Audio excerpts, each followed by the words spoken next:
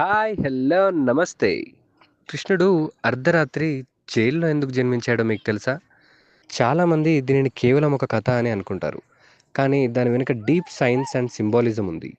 అర్ధరాత్రి అంటే మానవ మనస్సు ప్రశాంతంగా ఉండే టైం. బాడీ వైబ్రేషన్స్ చాలా తక్కువగా ఉంటాయి. పాజిటివ్ కాస్మిక్ ఎనర్జీ చాలా ఎక్కువగా ఉంటుంది ఆ టైంలో. అందుకే కృష్ణుడి జననం అర్ధరాత్రిలో వర్ణించబడింది. ఇది డార్కెస్ట్ టైంలో రైజ్ ఆఫ్ హోప్‌ని రిప్రజెంట్ చేస్తుంది. అండ్ అతను జైల్లోనే ఎందుకు జన్మించాడు అంటే, జైల్ అనేది అహంకారం, సమస్యలు అండ్ ఇబ్బందుల్లో చిక్కున్న హ్యూమన్ లైఫ్‌ని రిప్రజెంట్ చేస్తుంది.